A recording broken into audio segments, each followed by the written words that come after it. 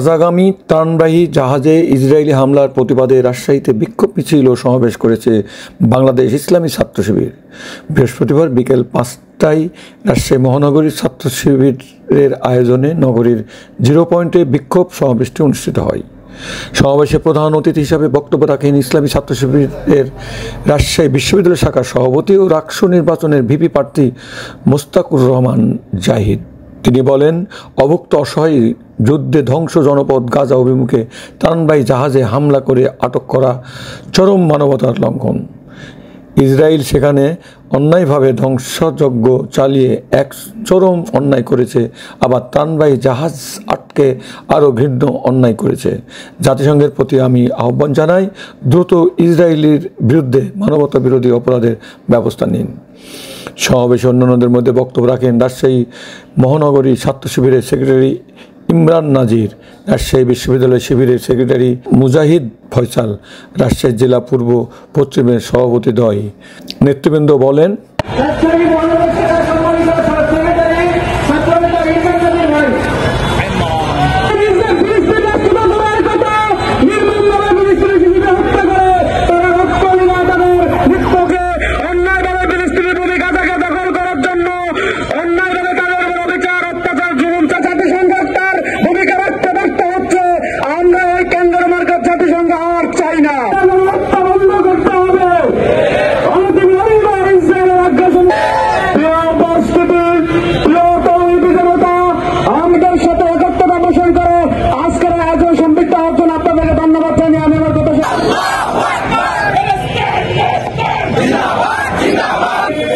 যখন গাজা উপত্যকায় সারা পৃথিবীবাসী জাতির উপর আক্রমণ করেছে, আক্রমণ সামনে বক্তব্য নিয়ে আসছেন শহীদ ফয়সাল।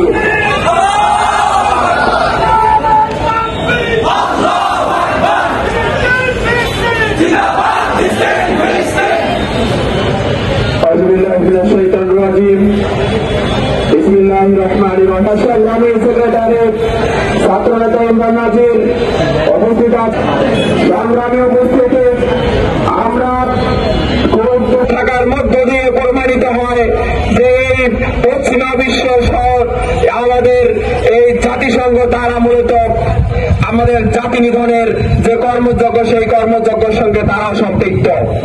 সংগ্রামী উপস্থিতি, আমরা সর্বশেষ যেটা লক্ষ্য করলাম যে ত্রাণবাহী যে বহর, সেই বহরে হামলার মধ্য দিয়ে এটি প্রমাণিত হয়েছে যে এই পৃথিবীর বুকে ইসরায়েল নামক এই সন্ত্রাসী গোষ্ঠীর, এই সন্ত্রাসী রাষ্ট্রটির থাকার আর কোন অধিকার নাই। আর যদি এই সন্ত্রাসী রাষ্ট্রটি এভাবে একের পর এক সন্ত্রাসী কার্যক্রম পরিচালনা করে, একের পর এক মানবাধিকার বিরোধী কার্যক্রম পরিচালনা করে, তাহলে সেই মানব অধিকারের ঝান্ডাবাহী জাতিসংঘের আর এই পৃথিবীতে থাকার কোন প্রয়োজনীয়তা আছে বলে আমরা মনে করি না। এজন্য আমরা অনুরোধ করব জাতিসংঘকে এবং বিশ্বের যে সংস্থাগুলো আছে, আপনারা দ্রুত ইসরায়েলের যে লাগাম টেনে দেবেন, অন্যতম পৃথিবীর সমগ্র মুসলিম বিশ্ব একতাবদ্ধ হয়ে যেদিন দাঁড়াবে, সেদিন আপনাদের আর কোন অস্তিত্ব থাকবে না। আমরা বিশ্ব যে মুসলিম উম্মাহ তাদেরকে আহ্বান করতে চাই, আপনারা সেই প্রেসিডেন্ট মোহাম্মদ মুরসির মতো দাঁড়িয়ে যান। প্রেসিডেন্ট মোহাম্মদ মুরসিদ যখন গাজায় হামলা চালিয়েছিল, সবাই মিলে হাতে হাত রেখে এই সন্ত্রাসীদের বিরুদ্ধে রুখে দাঁড়াতে হবে। সম্মানিত তৌহিদি জনতা, বা করে কূটনীতিক মহলে